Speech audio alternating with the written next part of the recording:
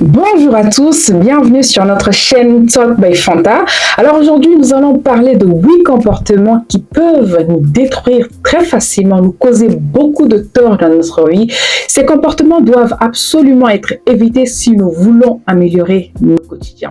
Que ce soit en termes de relations, de carrière ou de développement personnel, sachez que ces comportements peuvent nous empêcher d'atteindre non seulement nos objectifs, mais également de devenir la meilleure version de nous-mêmes. Alors, si vous cherchez à changer votre vie ou simplement à l'améliorer, restez avec nous jusqu'à la fin de cette vidéo, vous n'en sortirez pas bredouille.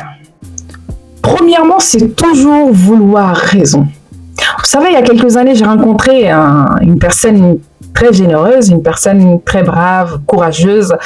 Il y avait un problème qui nous mettait toujours en désaccord. C'était le fait que la personne voulait toujours avoir raison sur tout. Et ce qui fait que la personne, en fait, ne prêtait pas assez l'attention, en fait, aux besoins, aux ressentis des autres, tout simplement pour les écouter. Et ce qui fait que, malheureusement, avec cette personne, j'ai dû couper très court la relation. Pourtant, c'était une personne très bien, au fond. Mais en fait, il s'avère dans la vie, en fait, que parfois, si vous n'arrivez pas à maîtriser vos émotions, vous n'arrivez pas à canaliser ce qui vous êtes, vos comportements, il se trouve que parfois, vous pouvez perdre très facilement des personnes qui en valent la peine juste pour vos histoires d'ego. Et puis, il y a une étude récemment qui a démontré d'ailleurs que chez des personnes qui passent leur temps à vouloir toujours raison, ils développent en fait, en quelque sorte, si vous voulez, un manque d'empathie très profond au final face aux gens qu'ils rencontrent tous les jours. Vous savez jusqu'où ça peut aller en fait. Donc, le fait d'avoir toujours raison, pour moi, c'est d'ailleurs carrément un manque de sagesse. Donc, il est très important, en fait, quand on vit avec les gens, c'est bien de se faire entendre, c'est bien de parler. Vous savez, quelqu'un de très intelligent disait assez souvent que c'est bien de parler, mais c'est encore mieux d'écouter. Donc, quand vous êtes avec les gens, apprenez à les écouter. Écoutez 2 fois plus que vous ne parlez. Et domptez, en fait, l'ego, le sentiment de toujours avoir raison. Parce que c'est ça qui nuit beaucoup de relations au jour d'aujourd'hui. Je vois la même chose tous les jours chez les couples des personnes mariées en général. Je me rends compte qu'en fait que l'une des choses également qui sépare beaucoup de relations, c'est une histoire d'ego. Surtout le fait d'avoir toujours raison. C'est insupportable de vivre avec des personnes qui veulent toujours avoir raison. Ayez un petit peu l'esprit de sagesse, de discernement. Encore une fois, je ne suis pas là pour vous donner des leçons de morale, bien évidemment.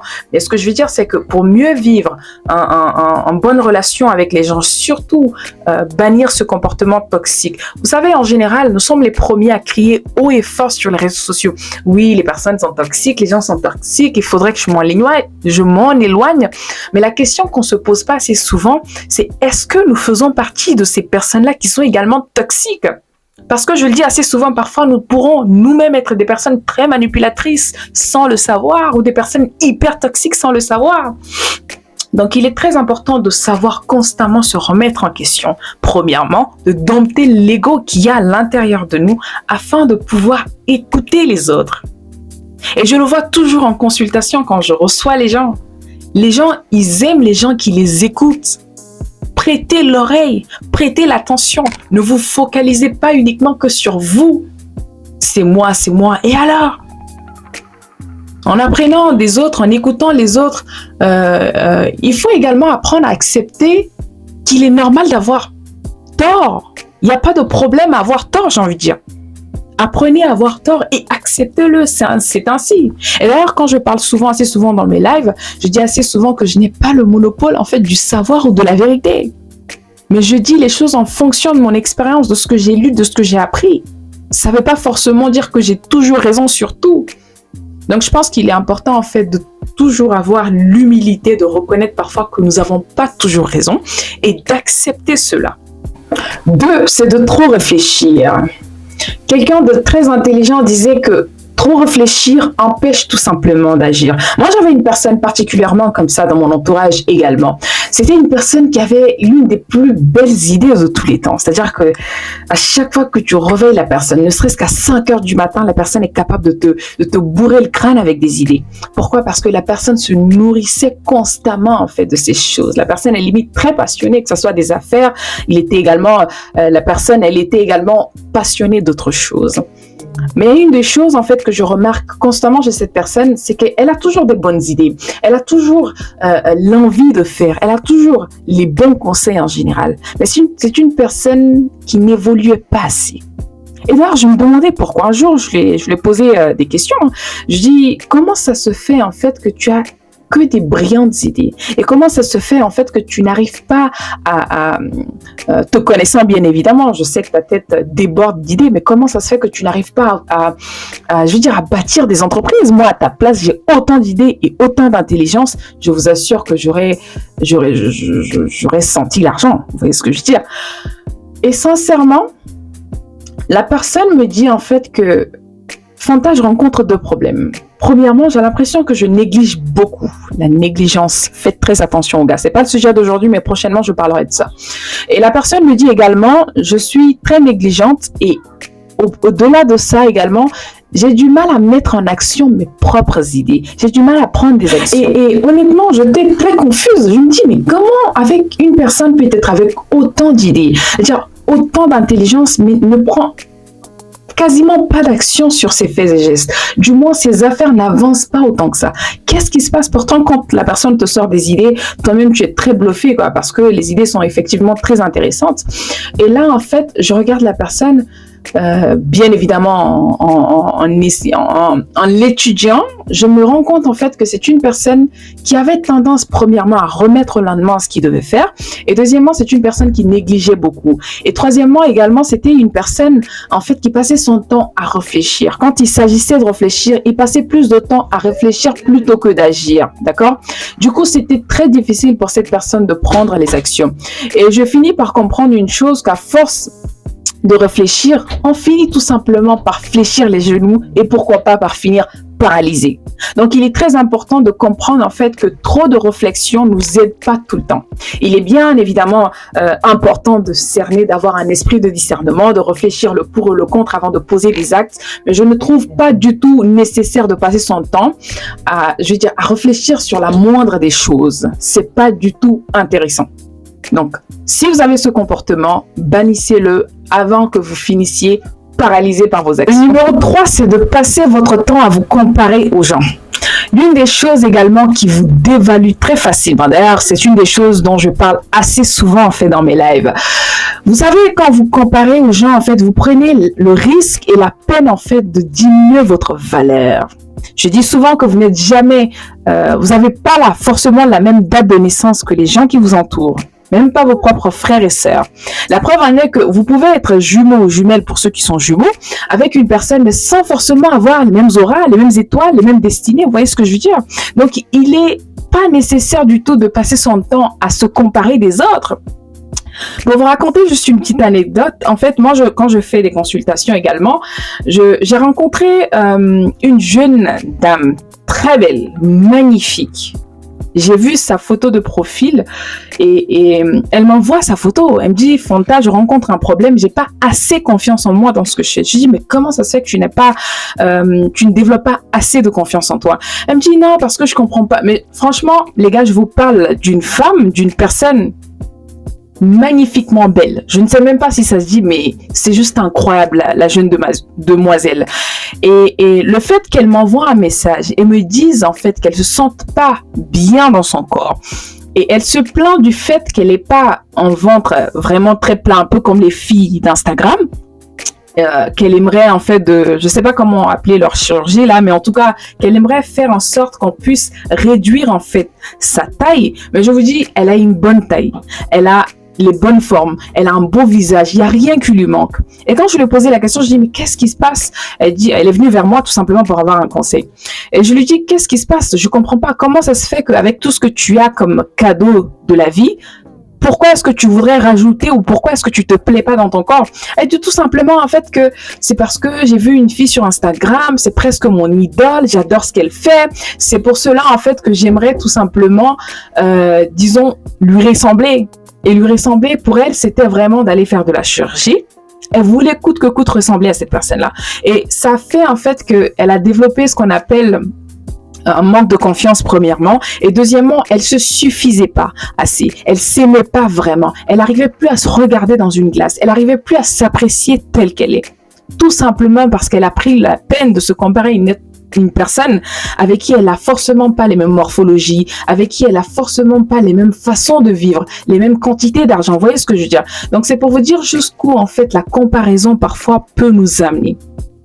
Et ça a fait en sorte qu'elle a pu créer, en fait, le rejet de soi. Et je trouve ça très dommage. Faites très attention quand vous comparez aux gens.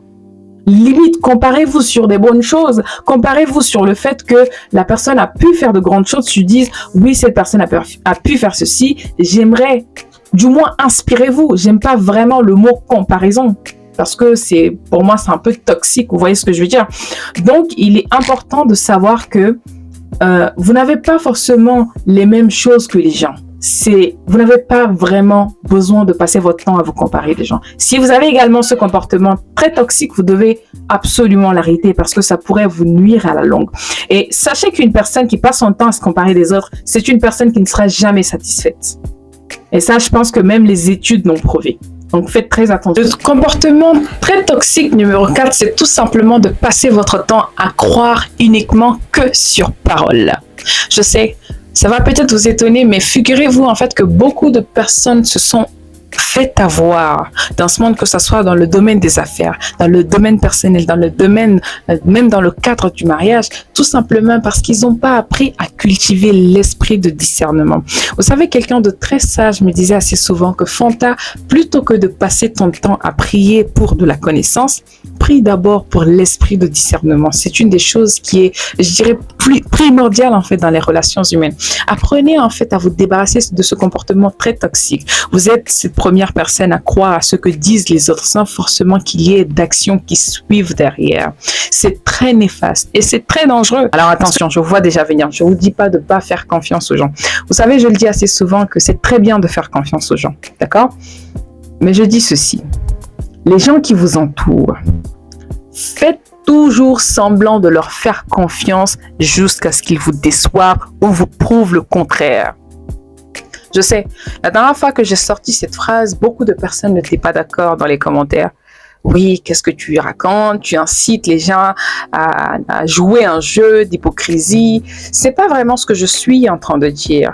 La sagesse demande et surtout de ne pas se faire avoir jusqu'à un certain niveau. Bien évidemment que vous allez vous faire avoir. Bien évidemment qu'il y a des gens qui vont vous trahir. Bien évidemment qu'il y a des choses qui vont mal se passer.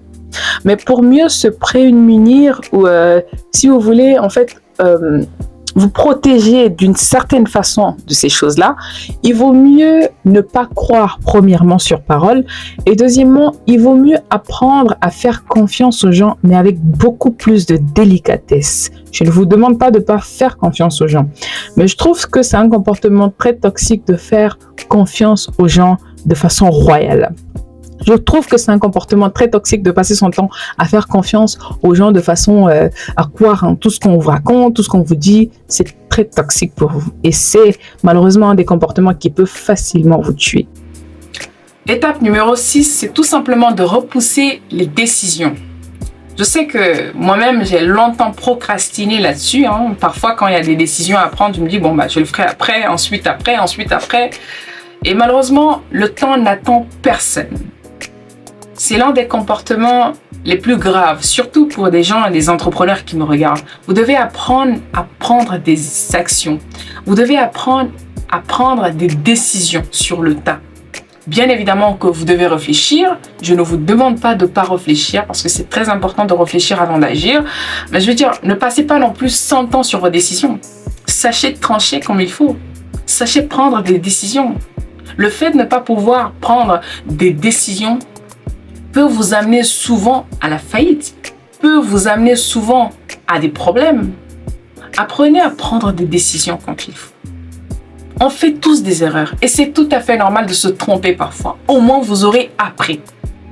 Mais ce n'est pas le fait de retarder la prise de décision qui changera quelque chose. Bien évidemment qu'il y a des moments qu'il faut prendre le temps de réfléchir, mais évitez de repousser la réflexion. Et d'ailleurs, je pense que c'est le fait de toujours repousser les prises de décision, c'est tout simplement une forme de procrastination, ou ce que j'aime appeler autrement de la paresse mentale. couper les choses courtes. Numéro 7, c'est le fait de se plaindre constamment. Je pense que nous avons plus ou moins tous rencontré cette personne-là qui passe son temps à se plaindre du gouvernement, qui passe son temps à se plaindre de sa famille qui a peut-être mal fait les choses, qui passe son temps... Il y a toujours quelqu'un, en tout cas dans notre entourage, qui passe son temps à se plaindre. Les amis, vous devez immédiatement arrêter cela. Vous savez, dans le monde spirituel en général, une personne qui passe son temps à se plaindre, c'est une personne qui aura du mal à recevoir. Pourquoi? Parce que comment veux-tu recevoir, venant de l'univers ou peu importe, appelez ça comme vous voulez, si vous n'êtes pas assez déjà satisfait de ce que vous avez. Et pour ceux qui ne savent pas, le fait de se plaindre, les plaintes en général renvoient que de la négativité, que de mauvaises énergies. Donc vous devez apprendre plutôt que de se plaindre, à être de plus en plus reconnaissant. C'est quand même très hallucinant de voir le nombre de personnes qui ne sont pas du tout reconnaissantes sur des petits faits et gestes de la vie. Est-ce que vous savez en fait que c'est un grand privilège d'être en vie? Arrêtez de vous plaindre sur tout et n'importe quoi. Vous devez remercier l'univers, Dieu, appelez ça comme vous voulez, pour le fait au moins de vous laisser le souffle de vie. Est-ce que vous savez qu'à chaque seconde, une personne meurt quelque part? Vous devez apprendre à apprécier le moment présent. Vous devez apprendre à apprécier votre souffle de vie. Peu importe comment vous souffrez dans la vie, sachez qu'il y a une personne qui souffre doublement, qui souffre encore 2 fois plus que vous. Rien que pour ça, vous devez rendre grâce pour tout ce que vous avez dans votre vie. Apprenez à apprécier le moment présent. Apprenez à apprécier les choses, les gestes de la vie. Tout ce que vous avez, la nature, l'eau à boire, à manger. Est-ce que vous savez qu'il y a des gens qui peuvent manger que 2 fois au moins par semaine? Il y a des gens qui mangent que au moins 1 fois tous les 2 jours. Je vous assure que c'est bien. Je comprends tout à fait la peine de certaines personnes, mais évitez de se plaindre. C'est un des comportements très toxiques. Et je ne vais pas vous mentir, les gens qui passent leur temps à se plaindre, les gens ne les aiment pas vraiment. Peut-être qu'on aura honte de ne pas vous dire, mais moi je vous le dis tout de suite, les gens qui se plaignent à chaque fois, personne n'aime avoir autour de nous quelqu'un qui se plaint. On aime de la positivité, on aime de la bonne énergie. Vous devez apprendre à donner de la bonne énergie à travers l'esprit, si vous voulez, l'énergie de la reconnaissance.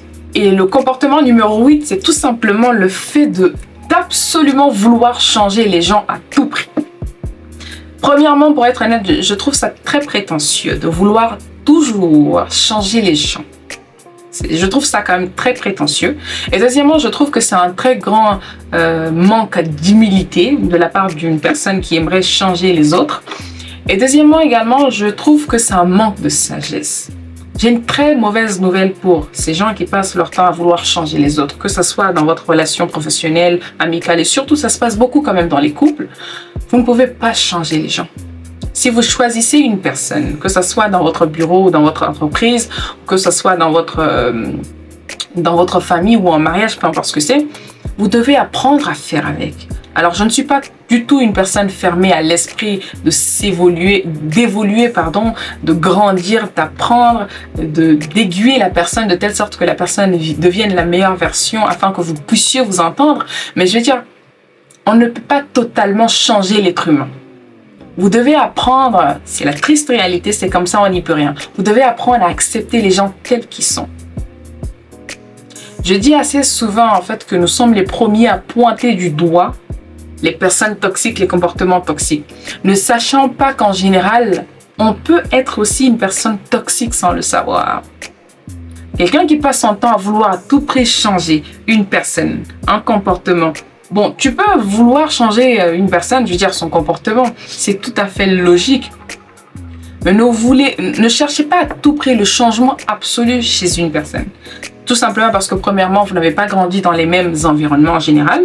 Vous n'êtes pas venu de la même mère. Vous n'êtes pas, vous n'avez pas la même vision de la vie. Du coup, je trouve ça très prétentieux de vouloir imposer en fait son modèle aux autres. Une chose que je répète sans cesse dans mes vidéos, c'est la flexibilité. Apprenez à être flexible quand vous êtes avec les autres. Parfois, essayez de mettre vos égos, vos envies, vos désirs de côté afin de mieux vivre avec les gens, afin de comprendre leurs besoins, envies, tout ce qui va avec. C'est aussi ça la sagesse. Merci de vous abonner. Surtout, n'oubliez pas de vous abonner parce que ça fait énormément plaisir de vous avoir. Également, dites-moi en commentaire s'il y a des choses que je devrais rajouter. Dites-moi en commentaire s'il y a vraiment des comportements qui vous challenge. Comment vous aimeriez que je vous aide à améliorer ce comportement tout simplement. Donc, merci.